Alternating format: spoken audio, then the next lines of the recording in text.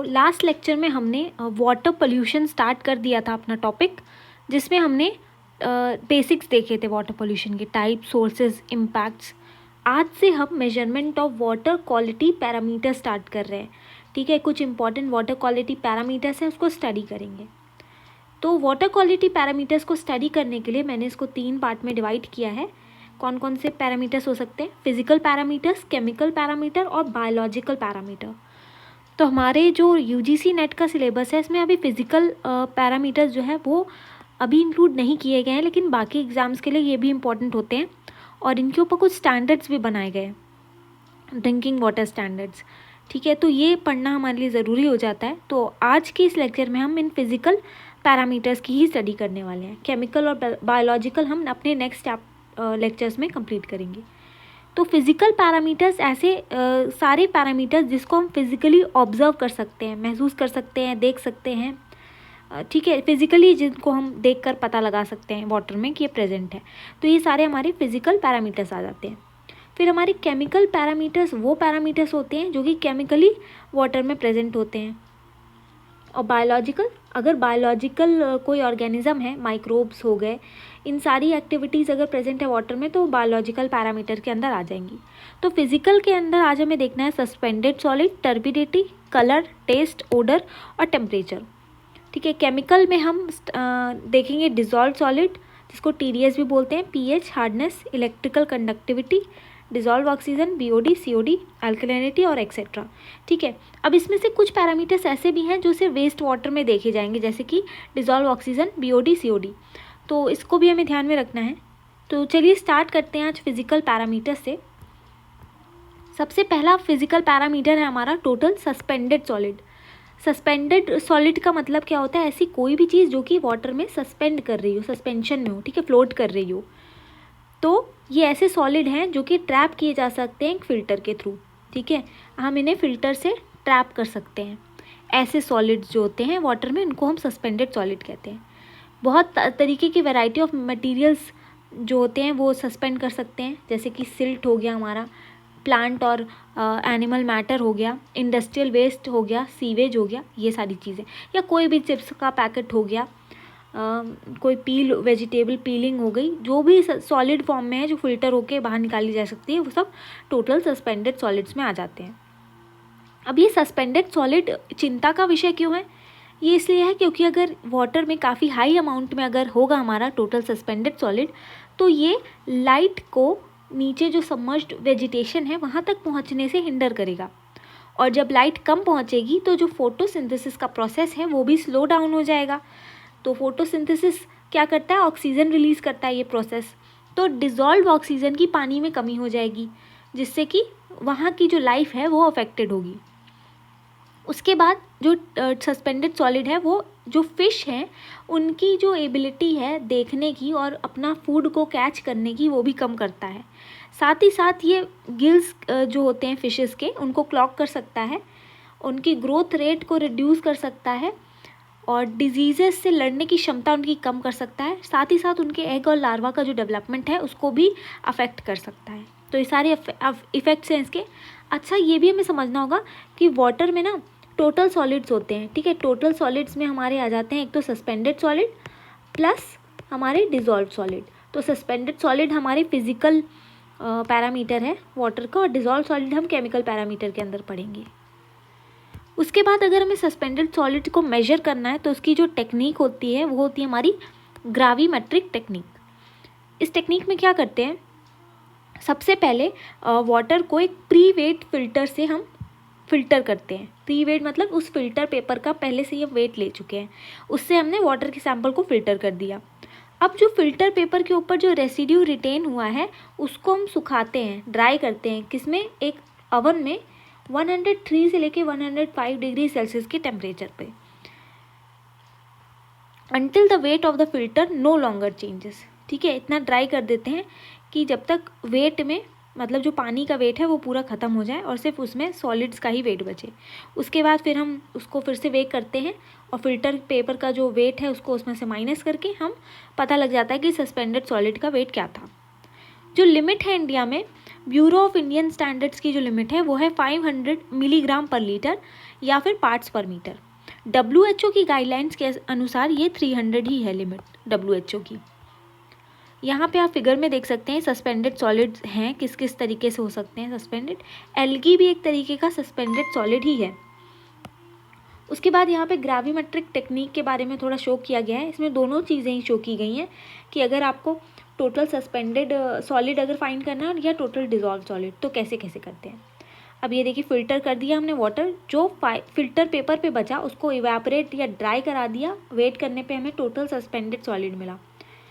जो बचा हुआ जो पानी जो फिल्टर करके नीचे आया है उसको जब हम इवेपोरेट और ड्राई करेंगे तो हमें टोटल डिजॉल्व सॉलिड का कंटेंट मिल जाएगा।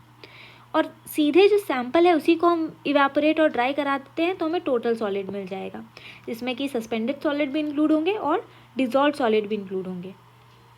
तो ये हमारा था टोटल सस्पेंडेड सॉलिड। अब आ जाते हैं हम नेक्स्ट, हमारा जो पैरामीटर है टर्बिडिटी का। टर्बिडिटी क्या होती है?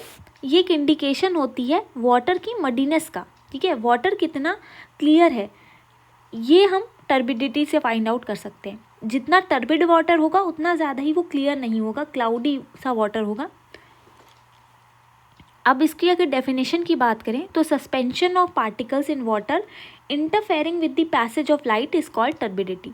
ठीक है, ऐसे पार्टिकल जो सस्पेंड कर रहे हैं वाटर में और इंटरफेयर कर रहे हैं लाइट के पैसेज को, उसी को हम टर्बिडिटी कहते हैं।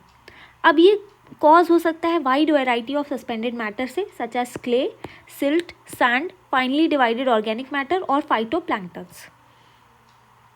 अब जो टर्बिड वाटर होता है वो एस्थेटिक पॉइंट ऑफ व्यू से ड्रिंकिंग वाटर सप्लाईज में अनडिज़ायरेबल होता है। ठीक है, कोई भी नहीं चाहेगा कि उसको गंदा पानी मिले पीने के लिए। साथ ही साथ ये डिसइंफेक्शन के प्रोसेस को भी इंटरफेयर कर सकता है और माइक्रोबियल ग्रोथ को प्रमोट कर सकता है। तो टर्बिडिटी अच्छी नहीं है वाटर के लिए। अब देख लेते हैं इसकी मेजरमेंट। यहाँ पर पहले आप इस फिगर में देख लीजिए टर्बिडिटी क्या होती है। ये जो आप इधर देख रहे हैं बीकर में पानी क्लियर वाटर है।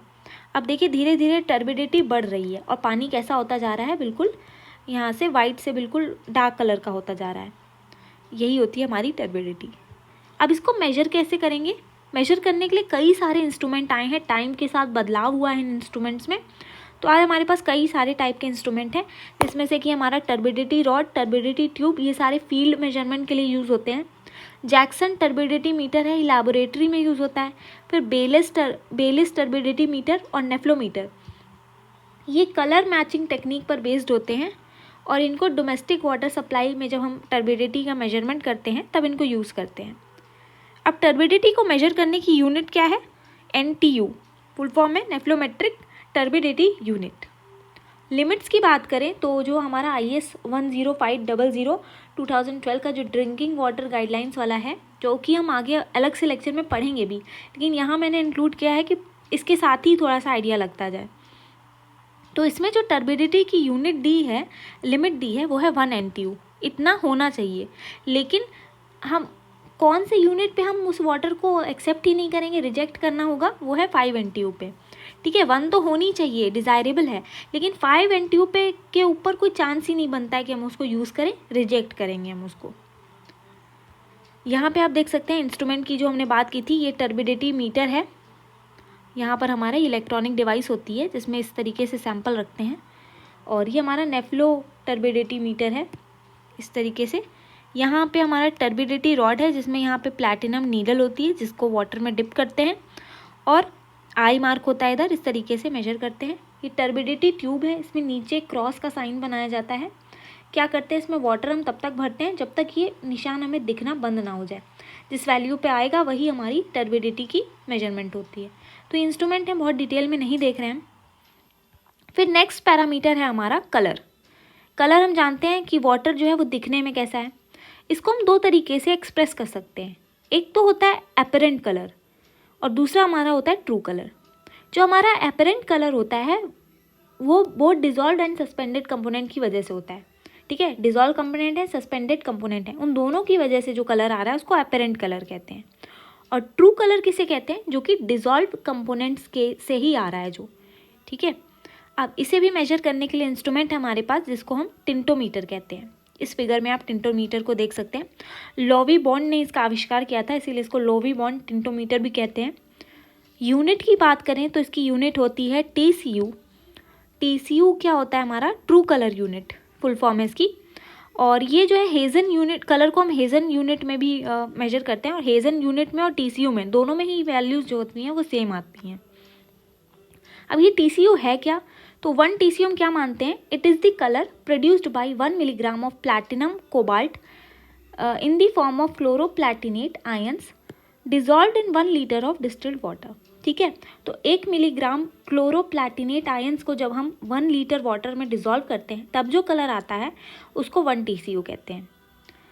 अब अगर वाटर, ड्रिंकिंग वाटर की बात करें, जो स्पेसिफिकेशंस हैं, गाइडलाइंस है हमारी ड्रिंकिंग वाटर की 2012 वाली, इसके अनुसार लिमिट क्या होनी चाहिए? 5 TCU, और कॉज ऑफ रिजेक्शन कब हो जाएगा हमारा? 15 TCU पर। ठीक है, 15 TCU पर के बाद हम ऊपर उसको एक्सेप्ट ही नहीं करेंगे। चौथा हमारा पैरामीटर आ जाता है टेस्ट एंड ओडर। इन दोनों को हम साथ में लेके चलेंगे, और ये दोनों किस तरीके से कॉज होते हैं? केमिकल कंपाउंड की वजह से कॉज होते हैं, ड्यू टू डायरेक्ट पोल्यूशन और बायोलॉजिकल एक्टिविटीज़। ठीक है, डायरेक्ट पोल्यूशन की वजह से भी टेस्ट और ओडर बिगड़ सकता है, या फिर बायोलॉजिकल एक्टिविटीज़ हो तब भी बिगड़ सकता है। अब ड्रिंकिंग वाटर क्वालिटी में जब हम असेसमेंट कर रहे होते हैं पैरामीटर्स का, तो टेस्ट एंड ओडर को हम साथ साथ लेके चलते हैं, क्योंकि ये कॉम्प्लीमेंट्री है। जो सेंस ऑफ टेस्ट है वो यूजफुल है in detecting the ionic inorganic constituent of drinking water, और जो सेंस ऑफ स्मेल है वो हेल्प करता है डिटेक्ट करने में ऑर्गेनिक कंस्टिट्यूएंट। ठीक है, तो जो हमारा स्मेल है वो ऑर्गेनिक कंस्टिट्यूएंट को डिटेक्ट करने में हेल्प करता है, और जो टेस्ट है वो हमारा इनऑर्गेनिक कंस्टिट्यूएंट के लिए। अब जो वाटर हम ड्रिंकिंग के लिए यूज़ कर रहे हैं वो टेस्टलेस और ओडरलेस होना चाहिए। जाहिर सी बात है, हम नहीं चाहेंगे कि उसमें बैड टेस्ट आ रहा हो अलग सा, या कोई महक बदबू आ रही हो। इसको मेजर करने के लिए हम ऑस्मोस्कोप का यूज़ करते हैं ओडर को मेजर करने के लिए। उसके बाद जो इंटेंसिटी होती है टेस्ट और ओडर की, उसको हम डिफाइन करते हैं थ्रेशोल्ड ओडर नंबर में। 1 से लेकर 3 तक होता है थ्रेशोल्ड ओडर नंबर। ये इसको कैलकुलेट कैसे करते हैं?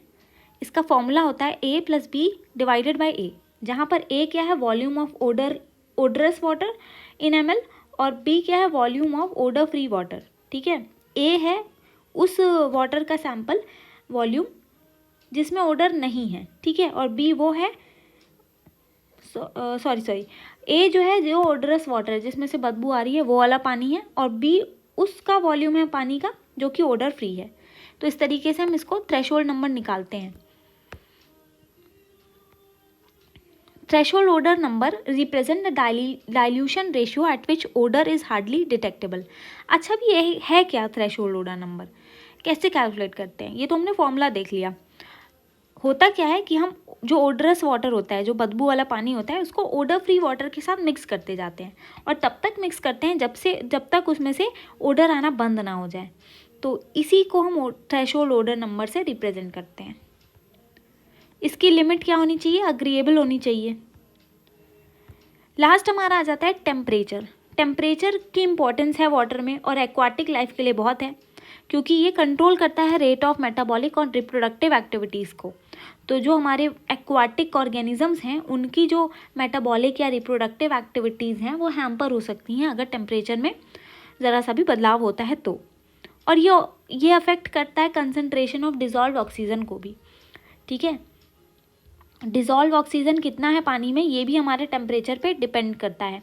जितना ज़्यादा टेम्परेचर होगा डिज़ोल्व ऑक्सीजन उतना ही कम होता जाएगा। और बैक्टीरिया और टॉक्सिक केमिकल जो वाटर में हैं उनकी भी एक्टिविटीज़ को ये इन्फ्लुएंस करता है।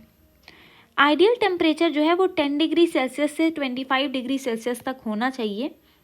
और अगर ये फैक्ट इम्पॉर्टेंट है कि अगर हम टेम्परेचर को 10 डिग्री सेल्सियस तक बढ़ा दें तो जो बायोलॉजिकल एक्टिविटी हो रही है पानी के अंदर वो डबल हो जाएगी। ठीक है, मान लिया माइक्रोब्स ग्रो कर रहे हैं, हर 2 मिनट बाद वो 4 हो जा रहे हैं। ठीक है, तो अब क्या होगा? डबल हो जाएगा, हर 2 मिनट बाद 8 होने लगेंगे। इस तरीके से डबल हो जाएगी एक्टिविटी। फिर ये भी फैक्ट याद रखना है कि जो हमारा वेस्ट वाटर का टेम्परेचर होता है वो ड्रिंकिंग वाटर के टेम्परेचर से हमेशा ज़्यादा होता है। तो ये सारे हमारे आज के फिजिकल पैरामीटर्स थे वाटर क्वालिटी से रिलेटेड। अपने नेक्स्ट लेक्चर में हम जो केमिकल पैरामीटर्स हैं उनको पढ़ेंगे।